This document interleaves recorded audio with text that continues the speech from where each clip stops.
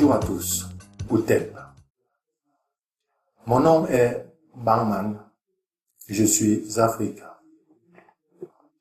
Vous ne verrez pas mon visage, c'est pas important. Et c'est juste un choix. Mais si quelqu'un veut me rencontrer un jour, ça pourra se faire. Alors, parlons de la généalogie et des ancêtres. C'est le volet 4. Qu'est-ce que la généalogie? La généalogie de généa, qui signifie génération, et de logos, qui signifie connaissance, est la discipline qui étudie la parenté et la filiation des personnes en reconstituant l'arbre familial, souvent représenté graphiquement. C'est une science auxiliaire de l'histoire qui permet de retracer l'histoire des ancêtres et les descendants et de reconstruire l'histoire familiale. Pour les recherches généalogiques, on utilise les archives telles que les registres paroissiaux, les actes de naissance, de mariage et de décès, les registres d'état civil, les actes notariés. Commençons par Jésus-Christ. Sa généalogie est dans Matthieu chapitre 1 verset 1. Généalogie de Jésus-Christ, fils de David, fils d'Abraham. Abraham engendra Isaac, Isaac engendra Jacob, Jacob engendra Judas et ses frères. Judas engendra Tamar, Pharez et Zara. Pharez engendra Esrom, Eliud engendra Éléazar, Éléazar engendra Matan, Matan engendra Jacob, Jacob engendra Joseph, l'époux de Marie, mère de laquelle est né Jésus, qui est appelé Christ. J'ai raccourci. Il y a donc en tout 14 générations depuis Abraham jusqu'à David, 14 générations depuis David jusqu'à la déportation à Babylone, et 14 générations depuis la déportation à Babylone jusqu'au Christ. 42 générations en tout. C'est vraiment exceptionnel parce que de nos jours, il est difficile de remonter même à 4 générations dont les noms sont connus. Même si je dois préciser que moi, je connais les noms de mes ancêtres sur 17 générations de mon côté paternel et 2 du côté maternel. Cela remonte à environ 600 ans, 650 ans. Nous constatons donc que Jésus a des ancêtres.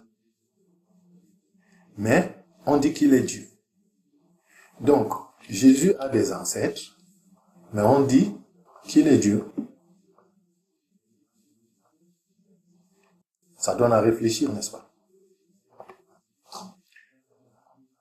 Tu dois savoir que Jésus n'est pas Dieu. Et ce n'est pas un scoop. Les musulmans ne cessent de le clamer. Il est donc important pour chacun de construire sa généalogie. Pour ce faire, il faut se renseigner sur les noms de ses parents, son père et sa mère. Pour ceux qui ne les connaissent pas, son grand-père, sa grand-mère, ses arrière-grands-pères et mères, ainsi de suite, du côté paternel et maternel.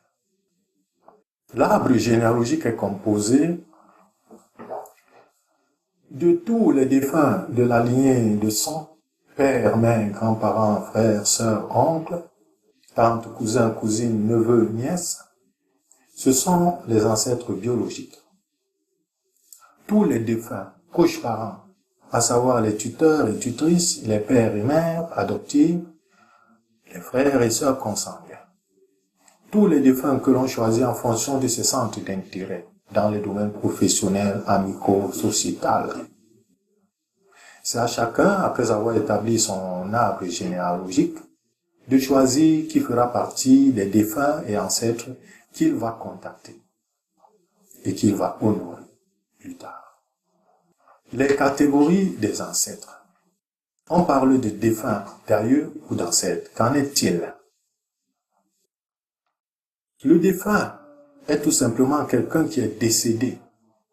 On utilise souvent ce mot pour parler de quelqu'un en termes de souvenir. L'aïeul, au singulier, désigne le grand-père ou la grand-mère. au pluriel aïeul avec S désigne les deux. Et au pluriel aïeul avec X, aïeux avec X, il est synonyme des ancêtres. L'étymologie du mot ancêtre renvoie à prédécesseur éclaireur. Notez bien, l'étymologie du mot ancêtre signifie, ça renvoie à prédécesseur éclaireur. Ancêtre écrit au singulier désigne un parent dont on descend par le sang et qui est plus éloigné que le père. Ancêtre écrit au pluriel désigne les ascendants lointains, les générations antérieures. La meilleure approche est de considérer que toute personne qui décède va rejoindre ses ancêtres. Peu importe dans les circonstances, il est parmi les ancêtres et est ancêtre ou devient ancêtre plus tard, un jeune ancêtre. Il y en a qui classent les ancêtres dans des catégories, deux notamment, à savoir les ancêtres méritants et les ancêtres non méritants. Les ancêtres méritants, ils désignent ceux qui ont mené une vie juste, honnête et de bonne moralité pendant leur séjour sur terre et qui sont considérés comme capables d'intercéder pour leur descendance auprès des génies tutélaires et des égrégores et de venir en aide à leur descendance. Diverses cultures considèrent que les ancêtres méritants peuvent intercéder en faveur des vivants dans le monde spirituel en fournissant soutien et protection. Toutes ces cultures ont été instruites en Afrique. Les ancêtres non méritants. Un ancêtre non méritant pourrait désigner un ascendant dont on ne se souvient pas, ou dont l'héritage est considéré comme négatif ou néfaste. C'est une approche un peu vague. Il s'avérerait pourtant aisé de s'enquérir de la nature et de la qualité de vie d'un ancêtre proche que d'un ancêtre lointain. Dans ce dernier cas, c'est rare d'aboutir à des trouvailles. Il serait donc difficile de qualifier. Or, dans le cas des ancêtres célèbres, aucun souci ne se pose. Le caractère négatif ou positif de leur vie est publié partout. Dans beaucoup de cultures, les ancêtres sont des figures importantes et respectées. Sauf en Afrique, l'Afrique qui a été détournée de sa spiritualité à cause de la Bible. L'idée d'un ancêtre non méritant est donc en contradiction avec ses croyances, c'est-à-dire le respect. Dans un contexte spécifique, un ancêtre dont l'héritage est publiquement considéré comme négatif peut être considéré comme un ancêtre non méritant. Pour conclure, il est souhaitable de faire appel à tous ces ancêtres, étant donné que vous ne pouvez savoir comment ils ont vécu, que vous connaissez leur nom ou pas. Ce qu'il faut savoir, c'est que les ancêtres sont dans une autre dimension et n'agissent donc plus comme sur terre. Ils n'ont plus les mêmes émotions. L'ancêtre qui assassinait peut vous protéger contre un assassinat. Celui qui violait peut vous protéger contre un viol. Celui qui faisait la magie noire peut vous préserver des attaques des mages noirs. Alors, si vous connaissez les noms de vos ancêtres sans connaître le type de vie qu'ils ont mené sur terre, appelez-les tous et honorez-les. Le volet 10 vous éclaire à ce sujet. S'il y a un parmi eux que vous ne devez plus appeler, soyez-en sûr, vous en serez spirituellement informé d'une manière ou d'une autre. Mais personne, ils ne vous feront pas de mal.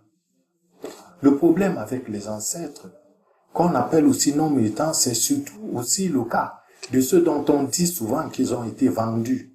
Ça veut dire quelque chose. On les a vendus dans la sorcellerie, etc. On les a tués dans la sorcellerie. Et le plus souvent, quand on les vend, on les amène quelque part où ils doivent travailler, etc., etc. Alors, qu'est-ce qu'il faut faire pour ce type d'ancêtres? Vous devez les abandonner. Un ancêtre qui a bien vécu sur la terre et qu'on a vendu, que faites-vous de lui? Non, mais vous l'appelez, vous l'honorez. Il y a des formules que vous devez faire quand il est mort, quand il est enterré. Mais vous ne le faites pas, parce qu'on vous a dit que Jésus-Christ a raconté je ne sais pas quoi. Et votre ancêtre là-bas, il souffre. Alors que vous, son descendant, il y a des formules qui existent, que nous avons, que vous pouvez faire pendant un certain nombre de jours. Si vous pensez qu'il a été vendu, vous-même vous allez sentir. Il peut vous apparaître un jour, ça peut être dans un rêve, pour vous remercier. Mais la Bible vous raconte n'importe quoi. Non, quand on est mort, c'est fini, il n'y a plus rien à faire, il n'y a plus de vie. Mais c'est du n'importe quoi. Ce n'est pas notre culture, ce n'est pas la culture des Africains. L'ancêtre vit dans une dimension supérieure qui est moins dense que la terre. Il vit dans un monde subtil. Non seulement il n'a pas de besoins vitaux physiques, il ne vit donc pas les mêmes émotions que les terriens. Le plus souvent, c'est une dimension où il traverse des moments de remords et de repentance. Il a mené une vie nauséabonde sur la terre, suivie de regrets. Dixit, l'épisode de Lazare et de l'homme riche après la mort. C'est dans la Bible. Je cite cela pour vous faire comprendre ce qui est écrit dans votre Bible et qu'on ne vous explique pas. Luc, chapitre 16, verset 23. Dans le séjour des morts, il leva les yeux, et tandis qu'il était en proie au tourment, il vit de loin Abraham et Lazare dans son sein. Il s'écria, « Père Abraham, aie pitié de moi, et envoie Lazare pour qu'il trempe le bout de son doigt dans l'eau et me rafraîchisse la langue, car je souffre cruellement dans cette flamme. » Ils avaient refusé de tremper l'eau et de lui donner de l'eau. Toi qui es son descendant, tu es sur la terre. C'était ton père. Il prenait soin de toi. Il est dans les tourments. Et toi, tu ne lui donnes pas de l'eau. Toi, tu ne lui donnes pas de l'eau. Il doit demander de l'eau là-bas et on refuse. Alors que toi, ici, tu peux lui donner de l'eau. La Bible où on écrit qu'on meurt une seule fois, il n'y a plus rien. Ce verset est dans la Bible. Ce monsieur est mort, Lazare. Ce monsieur est mort, Abraham. L'homme riche est mort. Ils sont tous morts. Et il y a une vie qui continue là-bas. Mais on vient vous dire qu'il n'y a pas de vie.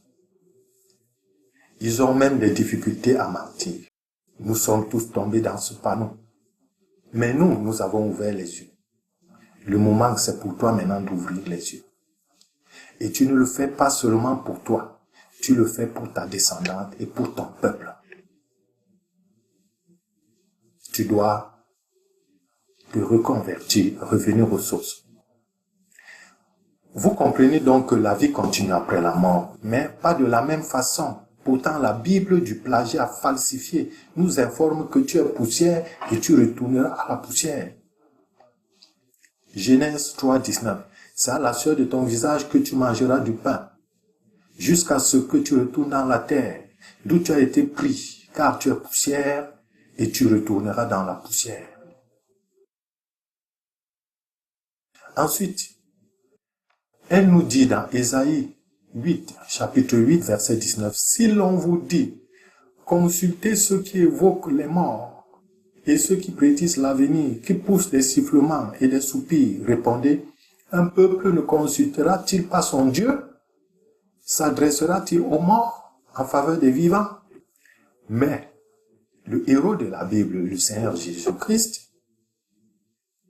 rencontre quand même Moïse et Élie qui étaient déjà morts et cause avec eux. Matthieu chapitre 17, verset 1 à 3. 6 jours après, Jésus prit avec lui Pierre, Jacques et Jean, son frère, et il les conduisit à l'écart sur une haute montagne. Il fut transfiguré devant eux. Son visage resplendit comme le soleil, et ses vêtements devinrent blancs comme la lumière. Et voici, Moïse et Élie apparurent, s'entretenant avec lui. Moïse n'était-il pas mort? Mais on vous dit dans Isaïe 8, 19 que personne ne doit évoquer les morts. Comment ils ont fait pour venir retrouver Jésus? Parce que Jésus les a évoqués. Ils copient nos textes. Là-bas, ils nous interdisent de le faire. Ici, ils font ce qu'ils nous interdisent de faire. Ésaïe 8, 19, on nous interdit de le faire. Matthieu 17, 3, ils font ce qu'ils nous interdisent de faire. L'ancêtre continue l'évolution dans l'au-delà. Ils peuvent même être réincarnés, contrairement à ce que raconte la Bible falsifiée dans Hébreux 9, 27. Et comme il est réservé aux hommes de mourir une seule fois, après quoi vient le jugement. Quel jugement? Quel jugement? Qui juge? Il y a des personnes qui meurent et qui renaissent sur la terre pour passer un autre cycle de vie. L'Africain est l'ancêtre de toute la création. Il a existé pendant près de 300 000 ans avant que toutes les autres races n'existent. Et c'est lui qui a engendré toutes ces autres races. Donc on vient vous dire que quelqu'un qui n'était pas là est votre sauveur. Donc Dieu n'a pas trouvé quelqu'un parmi les Noirs qu'il a rencontrés au départ pour sauver les gens. Il est toutefois important de se renseigner sur la vie de ses ancêtres, notamment lorsqu'on a retrouvé leur nom. Il y a donc lieu d'interroger toute personne ou toute institution capable de fournir les informations recherchées. Car le savoir permet de faire des demandes ciblées. À un ancêtre conquérant, on va solliciter de l'aide dans le cadre des combats de toute nature. Vous pouvez solliciter cet ancêtre conquérant pour que il combatte vos ennemis. C'est pour ça qu'on appelle, par exemple, Saint Michel. C'est un ancêtre. C'était un combattant. Même comme il ne vous connaît pas, vous l'appelez souvent. Il peut arriver qu'ils viennent vous aider, hein? Mais ils sont là pour aider leurs descendants à eux. À un ancêtre riche, il faudra demander des faveurs pour la prospérité. Donc si vous avez eu un ancêtre qui était riche, quand vous l'appelez, vous pouvez lui demander comment faire pour devenir riche ou pour gagner de l'argent. Il va vous guider. C'est dans ce cadre que l'on sollicite les anges qui ont diverses fonctions. Et je vous étonnerais si je vous disais que certains de vos ancêtres sont déjà des anges. Pourtant, c'est vrai. Mais les noms d'anges que l'on vous donne sont les noms d'occidentaux juifs. D'où sortent-ils? Nos ancêtres nous enseignent qu'après la mort, le périple continue. Les âmes bienheureuses et glorifiées évoluent jusqu'à atteindre les sphères divines supérieures. De là, ils peuvent être envoyés par les dieux pour des missions auprès des hommes. Les anges sont des envoyés de Dieu. Confectionnez donc votre généalogie et connectez-vous à vos ancêtres. Si vous ne retrouvez aucun nom, vous pouvez toujours les contacter. On verra comment cela se fait dans le volet numéro 9. Le rituel pour contacter un ancêtre. Cette chaîne n'est pas monétisée. Vous pouvez commenter, mais ne vous adressez pas à moi via les commentaires. Si quelqu'un veut s'adresser à moi, vous posez une question, qu'il envoie un email. La chaîne n'étant pas monétisée, je ne sais pas s'il faut s'abonner ou pas. Ce que je souhaite par contre, c'est que vous partagiez le lien. Partage le lien de la vidéo. En partageant le lien, tu le fais pour le réveil des consciences qui doivent retrouver le véritable chemin de la spiritualité. Et en retrouvant le chemin de la spiritualité, tu le fais non seulement pour toi, mais pour ta descendance. On dit que l'Afrique doit se réveiller, l'Afrique doit reprendre son destin en main. C'est une conquête. C'est un combat. Tous les combats commencent spirituellement. Et là, nous sommes dans la spiritualité. Tous les combats commencent même dans la Bible. Vous voyez Moïse, il lève la main, il gagne, il baisse la main, il perd. Que les esprits de vos ancêtres veillent sur vous.